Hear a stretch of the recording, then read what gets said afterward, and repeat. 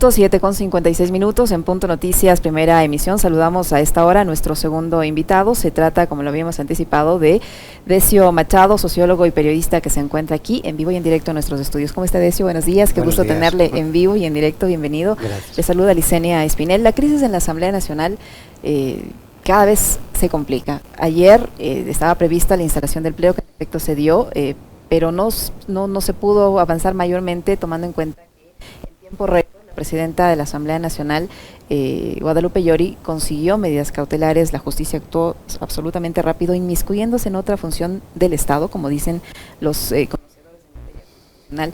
¿Qué decir frente a esta situación? Que no haya una salida clara. La presidenta de la Asamblea se mantiene con uñas y dientes en el cargo. Las diferentes facciones al interior de la Asamblea presentaron en contra del Consejo Administrativo de la Legislatura, en contra de la propia presidenta, y la Asamblea se mantiene estancada. ¿Qué solución le hallamos a esto? Bueno, buenos días, gracias por la invitación, un saludo para ti, Liz, para todos los oyentes y para el equipo, ¿no? A ver, yo creo que sí, o sea, estamos en la situación en la que estamos en la Asamblea Nacional y en el país. Yo creo que la Asamblea lo que representa de alguna forma es lo que está sucediendo políticamente en el país. La situación se va de largo en la Asamblea. Yo creo que la única solución que hay en la Asamblea es que realmente haya, digamos, un entendimiento, y voy a decir de una función que no es el legislativa, sino un entendimiento por parte del Gobierno de que no se puede sujetar esta situación. Es evidente que un procedimiento como el de la justicia, tal y como se dio en el día de ayer, es un procedimiento conducido. Yo creo que esto no se puede ignorar y de alguna forma es de presuponer, o en la hipótesis, digamos, más factible, es que de alguna forma, es decir, ese juez, ese tribunal de Pichincha que dio digamos que dictaminó en favor de lo que había interpelado la presidenta de la Asamblea, es decir, tenga una lectura política de las cosas, no de carácter judicial o normativo, y por lo tanto nos aboca a una situación, digamos, de indefiniciones en este momento. Digo indefiniciones porque ayer mismo por la tarde, si no estoy digamos mal enterado, creo que el asambleísta Torres incluso presentó ya digamos la denuncia pertinente. Esto significa que la presidenta tiene 3 días para proceder con esa denuncia y llevarla al CAL, es decir, y el CAL tendría otros 5 días más para solventar la denuncia. Pero claro, tal y como están las cosas aquí, es posible que Llori no convoque al CAL, es posible que el CAL, digamos, archive la denuncia, o sea, puede pasar cualquier cosa en este momento, y lo que sí tenemos es el poder más importante del Estado, que es el legislativo, que es el poder deliberativo, digamos, en este momento paralizado, y lleva paralizado ya prácticamente un mes, ¿no? Esta intromisión de la justicia en una función del Estado como la legislativa, y la rapidez con la que se hizo, podría, como usted señaló hace pocos instantes, es algo especial, al menos llama la atención. Uno podría decir que hay injerencia del Ejecutivo en la decisión de los jueces para ayudar a la presidenta de la Asamblea a sostenerse en el cargo. Bueno, yo creo que este país tiene injerencia del Ejecutivo en los jueces desde hace muchísimos años, es decir, que no es nada novedoso, y sí, pienso que sí, la verdad, lo voy a decir con la boca grande además. O sea, no se puede entender una resolución de esas características si no es conducida. Y cuando digo conducida, los buenos entendedores, pocas palabras bastan, ¿no? Así es. Ahora, ¿qué salida le vamos a encontrar? Es decir, ¿vamos a tener una asamblea estancada de aquí, quién sabe, de manera indefinida? Porque no se ve luces de que alguna de las facciones del interior de la asamblea ceda, sean Partido Social Cristiano, sea la bancada del Acuerdo Nacional, sea UNES o sea la propia presidenta Guadalupe Llori. ¿Usted cree que, forzada por las circunstancias, tarde o temprano ella va a tener que dar un paso al costado en su cargo? Yo creo que sí, yo creo que lo que hace la presidenta de la Asamblea es alargar la agonía. El problema de esto es el costo político que tiene para el país, que es la parte preocupante de esto. O sea, que si la señora Llori tiene, digamos, tendencias masoquistas, es una cuestión respetable por su parte, es decir, pero lo que sí es cierto es que el problema de esto es que impacta sobre la dinámica política del país. Es una asamblea que no funciona, una asamblea que no se convoca, es decir, porque cada vez que se convoca hay problemas de estas características. Es una presidenta, digamos, que no interviene en medios de comunicación más que muy puntualmente y en los que están estrictamente alineados, digamos, con el Gobierno y con ella, voy a hablar así de claro. Es decir, que comunicación, que es una cosa, digamos, vinculada a la democracia, es decir, ella lo ignora, es decir, y en el órgano de máxima democracia, que se supone que es el espacio de representación de la ciudadanía, de representación política de la sociedad ecuatoriana. En ese sentido, lo que quiero decir es que efectivamente, digamos, esta posición de bunkerización o de resistencia, de atrincheramiento de Guadalupe Llori, lo que hace es, digamos, estancar al país en materia legislativa, y esto es muy grave. Es muy grave porque esto tiene responsabilidades, digamos, políticas, y yo opino que incluso las debería tener de carácter judicial, ¿no? Y me parece que efectivamente el problema de esto va más allá de la Asamblea Nacional. La Asamblea Nacional en este momento es la institución, digamos, con menos legitimidad social en el Ecuador. Esto lo que hace es agravar la circunstancia. No es solamente culpa de Llori, creo que es culpa del conjunto de los asambleístas que conforman la Asamblea Nacional, también lo digo con honestidad, pero digamos, ella tiene un papel protagónico en este sentido. Me parece que esto agrava la crisis, y es una crisis donde la ciudadanía, de alguna forma, lo que está interpretando, y esto lo tenemos en algunas investigaciones académicas de carácter sociológico, es que el establishment político ecuatoriano no vela por los intereses de la sociedad, sino por los suyos propios y los de algunos poderes fácticos. Y en este sentido, digamos, se está abonando un terreno muy peligroso, porque es un terreno de algarabía a futuro, muy probablemente. Ahora, Decio, ¿cómo entender o qué lectura le debemos dar al cambio de actitud y de discurso que viene desde el Ejecutivo? Y le pregunto esto porque hace algunas semanas salía el presidente de la República, Guillermo Lasso, a llamarla a la presidenta de la Asamblea como una guerrera, defendiéndola en su puesto. Y ayer, bueno, no solo ayer, desde hace unos pocos días atrás, pero ayer específicamente el presidente dijo: yo soy respetuoso de las demás funciones del Estado y la Asamblea Nacional debe resolver sus propios problemas. Ante una pregunta específica de la periodista Cuesta, que le dijo qué va a pasar con la señora Guadalupe Llori, ella dijo, y el presidente dice: la Asamblea tiene que resolver, yo soy respetuoso de las demás funciones, cuando en momentos anteriores el propio presidente la defendía en el cargo y la llamaba hasta guerrera.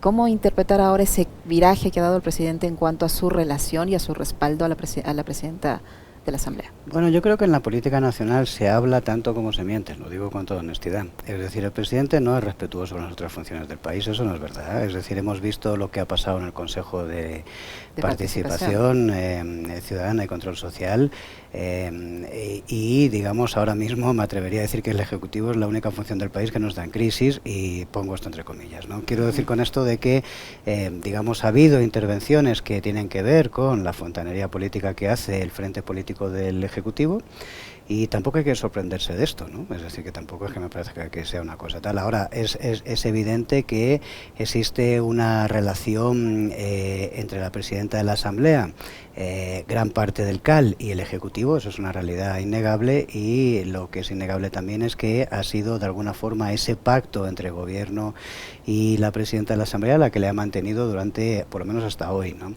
En el cargo. Yo creo que las contradicciones del Ejecutivo son una permanente. El Ejecutivo nos hablaba de muerte cruzada hace unos días, cambia de ministro, es decir, y pone un ministro para negociar con la Asamblea para que no haya muerte cruzada y otras cosas más, es decir, para poder dar viabilidad a sus leyes y tal, cosa que está muy bien, es decir, pero hace unos días decía otra cosa. Es decir, ahora, es decir, se alineó con Llori, efectivamente, definiéndola como una guerrera, etcétera, tal, digamos, en la misma trinchera el presidente Lasso con Guadalupe Llori, y ahora, digamos, donde el nivel de deslegitimación es altísimo por parte de Guadalupe Llori, incluso el conjunto de las bancadas estarían planteándose que no hay viabilidad para mantenerla ahí, digamos, el presidente vuelve a cambiar de opinión. Entonces, yo creo que esto es una lógica, digamos, comunicación irracional en política, es decir, por parte del presidente. La comunicación política gubernamental debe generar consenso, eso es una ley, digamos, de la Compol, y digamos, todo lo que ha hecho el presidente de la República desde que está en el mandato ha sido generar disenso, no consenso, y en este sentido yo creo que es un gobierno que no es del encuentro. No es del encuentro, y es un barco, digamos, a la deriva, ¿no? Lo digo con todo esto.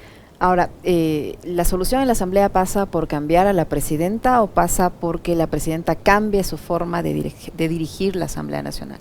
O sea, lo primero que hay que habilitar es una comisión para que evalúe el funcionamiento tanto de la presidenta como del CAL. Yo creo que en ese sentido hay poca discusión.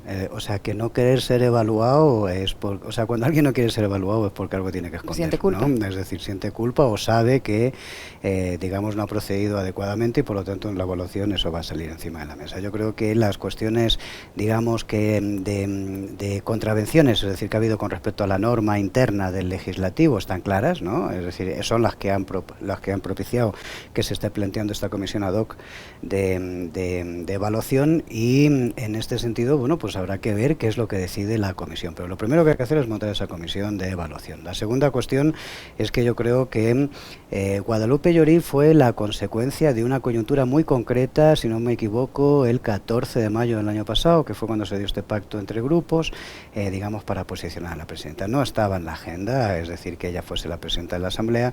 No es una mujer que tenga una trayectoria, y hablemos claro, quiero decir, como para poder liderar eso. Yo creo que le ha quedado muy grande el cargo, más allá de las tensiones políticas que se dan entre sensibilidades ideológicas en la Asamblea Nacional. Y en tercer lugar, yo creo que decía mi madre que árbol torcido ya no tiene solución, ¿no? Es decir, me da la sensación de que a estas alturas del viaje ya yo creo que lo de Guadalupe Llorí lo mejor que puede hacer es retirarse de la Asamblea, o sea, del cargo de presidenta de la Asamblea. Ella tiene su curul democráticamente elegido y, digamos, ceder el paso a alguien que tenga capacidades de generar diálogos, consensos y generar confianza, porque el problema que hay en la Asamblea Nacional es que no hay confianza. No hay confianza en el CAL y no hay confianza especialmente en la señora Llorí.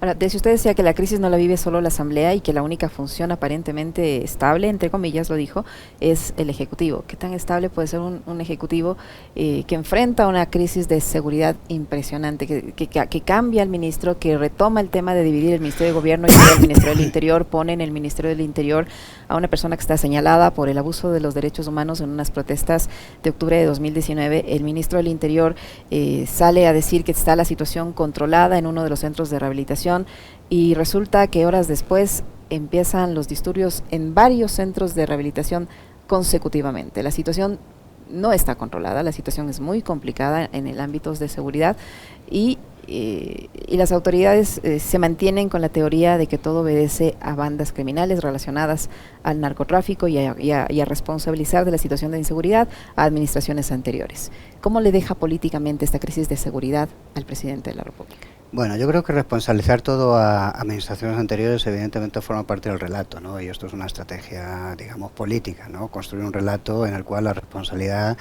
se derive a otros actores y no al que en este momento está en las funciones ejecutivas. Yo creo que en parte algo, evidentemente, tiene que ver con lo que venía anteriormente, porque la crisis nos ha generado en este momento. Veníamos de problemas de estas características durante el gobierno de Lenín Moreno.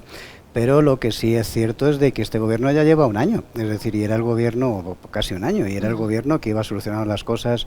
Entiendo que cuando dijo 100 horas o 100 minutos, no me acuerdo, es decir, quería decir 100 días, ¿no? Pero vamos, era el que podía ser amable en esto, iba a solucionar las cosas en 100 días. Bueno, pues llevamos ya más de 100 días y la cosa está como está en este país. Entonces, en este sentido, yo creo que hay una carencia de eficiencia en la gestión, digamos, de este gobierno en sus políticas públicas. En segundo lugar, o sea, cuando te dije que estaba en comillas, no me refiero ni siquiera al problema en el sistema penitenciario, sino me refiero a que yo creo que es un gobierno que no va a acabar su legislatura. Yo no le veo condiciones para acabar su legislatura. Tiene un nivel, digamos, de respaldo popular bajo, es decir, la tendencia es a bajar más, es decir, por eso se cambian las estrategias sistemáticamente. Tiene una visión tremendamente cortoplacista de la política, es decir, se actúa para ver qué pasa esta semana, cómo se apaga el incendio esta semana. Nada más. Sí, golpes de efecto, es decir, y sobre todo esta visión cortoplacista. No hay un programa, es decir, una hoja de ruta para el país. Eso es continuidad de lo que pasó en el gobierno anterior, es decir, o sea, que realmente no tienen un proyecto de país y se nota en la capacidad de gestión, digamos, de los ministerios, de los titulares de las carteras ministeriales. Entonces, en este sentido me refiero a que, sinceramente, dada la fragmentación política existente en el país, dada la trayectoria política o la cultura política de este país, digamos, y dada la inestabilidad política que vivimos en este momento, yo me atrevería a decirte que muy difícilmente el Ejecutivo tenga capacidad de gobernar 3 años más en estas condiciones. Es decir, es que realmente se hace difícil. Y si gobierna, no va a ser para el bien del país. Lo digo con toda honestidad. Es decir, yo soy de los que piensa, con toda honestidad, que el presidente de la República debería haber sido valiente y haber convocado una muerte cruzada, porque el Ecuador necesita la conformación de una nueva mayoría con respaldo popular, sea del perfil que sea, es decir, pero con legitimidad para gobernar. Sinceramente, este gobierno llamado del encuentro, que es un buen lema, pero que no se corresponde praxis y discurso,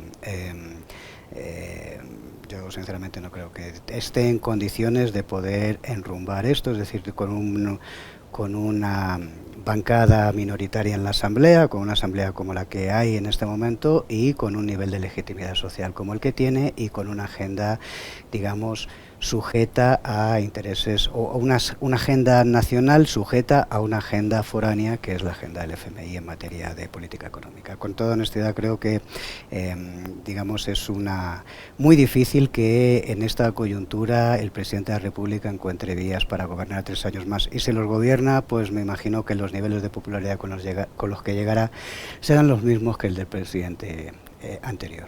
Pero podría terminar, como igual que el señor Moreno, terminar su mandato, terminarlo, pero con esos niveles de aceptación y popularidad, claro, absolutamente bajos. Podría terminarlos, por supuesto que sí, podría terminarlos porque nadie tiene una bolita mágica como para decir tal, pero no, o sea, a ver, quiero decir, cuando tú haces, o sea, un gobierno tiene que tener, digamos, pilares de estabilidad. El gobierno anterior tuvo algunos. Tuvo en un momento determinado, digamos, una alianza con los socialcristianos y en otro momento determinado una alianza con el propio señor Lasso, claro, a partir de octubre del 19. Este gobierno no tiene una alianza con nadie, es decir, que tenga, digamos, capacidad política como para sustentarle. Y esa es la diferencia que hay entre el gobierno de Lenín Moreno y el gobierno de Guillermo Lasso. No es suficiente que esté contigo una embajada extranjera, necesitas tener apoyo, digamos, en estructuras políticas nacionales. Locales. Y yo creo que... ¿Y usted cree que el presidente no tiene ya ningún apoyo en las estructuras políticas locales, ni siquiera ya de Pachacuti, que en un inicio, aunque ellos lo niegan, pactó para ponerle a la señora Arllori en el cargo, en una izquierda democrática dividida que también apoyó al gobierno del presidente Lasso y en la bancada del Acuerdo Nacional, que es una mezcla de todo? La virtud del presidente del gobierno es haberse tenido la capacidad de pelearse con todo el mundo, es decir, sí, con el líder político, no voy a decir el presidente, pero con el líder político de la ID hemos asistido a los sucesos de hace un par de semanas, ¿no? Y no me sorprendería que eso sea una táctica para, digamos, de alguna forma castigar políticamente al dirigente de la ID, es decir, que es de esperar de que veamos más hondanadas de esas características dirigidas contra Herbas, si es que es verdad que Herbas tiene, digamos, algunas cosas no bien hechas, digamos, fiscalmente. En el tema tributario. Sí, en el tema tributario. En segundo lugar, en el tema del Pachacuti, a mí me parece que la alianza con el Pachacuti se acaba el día que se acabe, digamos, la gestión de la señora Arllori en la Asamblea Nacional, porque es un pacto, primero es un pacto antinatura y es un pacto, digamos, coyuntural. Es decir, me parece que uno de los sostenes de Arllori, o sea, una de las lógicas que hace que uno se le haga tan incomprensible, una señora tan denostada socialmente, no políticamente, socialmente por parte del país, es decir, que se esté manteniendo, aferrándose en el cargo de esta manera, es precisamente que de eso depende, digamos, una agenda fruto de un pacto político entre el Pachacuti y, en este caso, el partido de gobierno. Es evidente, el discurso de Marlon Santi, lamentablemente, es el discurso del gobierno. Me parece que este tipo de pactos antinatura son, digamos, están pegados con papel de fumar. Es decir, que posiblemente cuando el día que Arllori no esté en el cargo, vamos a ver cuándo es. Esto podría prolongarse un mes más, o sea, perfectamente. Claro.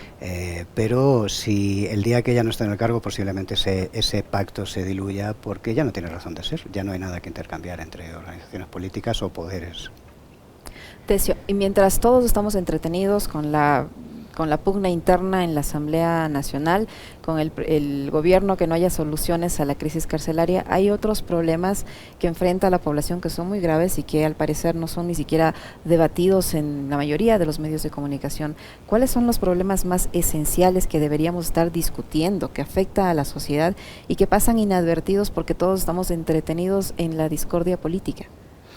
Yo creo que digamos, la pandemia volvió a darle, no en el Ecuador, sino a nivel internacional o global, un rol al Estado que de alguna forma había estado perdiendo durante décadas, es decir, en el momento anterior, ¿sí? Es decir, consecuencia de la expansión de, digamos, el pensamiento neoliberal, ¿sí? Entonces, en este sentido, me parece que el Estado volvió a recuperar un protagonismo, y ese protagonismo es porque es un elemento, es una herramienta de contención, es decir, y de protección de la sociedad, o debería ser eso, ¿sí?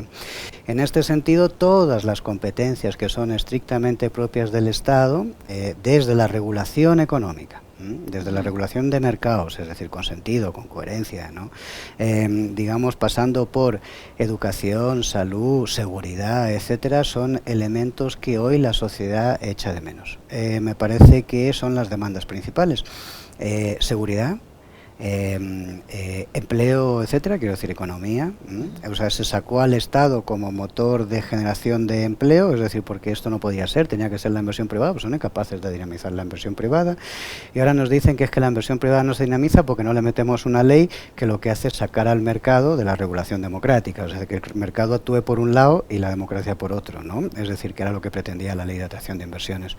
O sea, son justificaciones difíciles de entender, o sea, si uno, en fin, más bien parecen un atentado así contra cualquier criterio intelectual, ¿no? Es decir, y por otro lado, yo creo que el sistema de salud y el educativo son, o sea, los servicios públicos en general en este país están, digamos, tendiendo a degradarse, es decir, en sus calidades, y eso lo nota la población, y lo nota la población media, que es la que más lo disfruta, pero también lo notan los sectores populares, que quizás tengan menos acceso a todas estas cosas, pero que el poco acceso que tienen, además, van quedando, digamos, excluidos. Y de alguna forma, me parece que estos son los elementos fundamentales, digamos, que la sociedad en este momento ecuatoriana está sintiendo, digamos, en déficit, por eso no legitima al gobierno.